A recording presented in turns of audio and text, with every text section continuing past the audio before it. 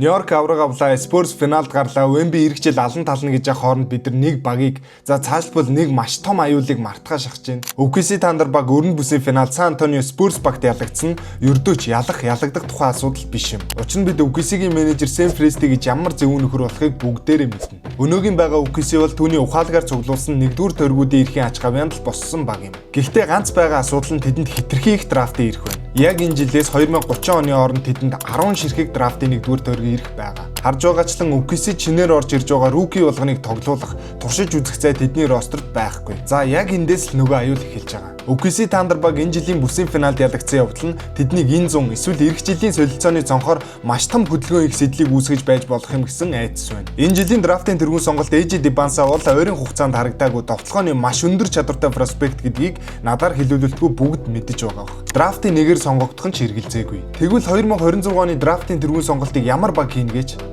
Washington Wizards. Энэ мэдээг сонссон AJ Dibbansa ямар царай гаргасныг харсан уу? The number 1 pick in the 2026 NBA draft goes to the Washington Wizards.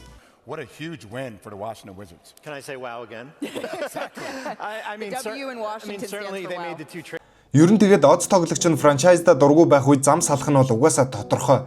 Харин энэ удаад бүр багтаа очихоос өмнө салах нь тодорхой болсон уу гэлтэй энэ бичлэгээс харагдаж байна. Тэгвэл энэ боломжийг хамгийн их офшор хөрөнгөтэй OKC зүгээр хараад суух уу? OKC хідэн тоглогчдоор драфтын ирэх багслаад Wizards санал тавихыг үгүйсэхгүй. Эсвэл энээс ч том зүйл болж магадгүй.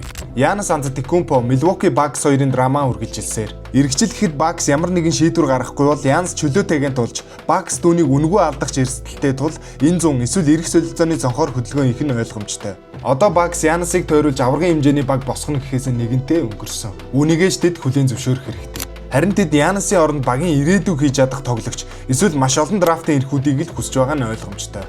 Харин тэдэнд өгч чадах бүхэн OKC-д байсаар л байна. OKC Thunder-ын энэ жилийн ялагдал унтаж байсан хараатныг сэрээсэн үү? Бид чимээгүй хараад суухал үлдлээ.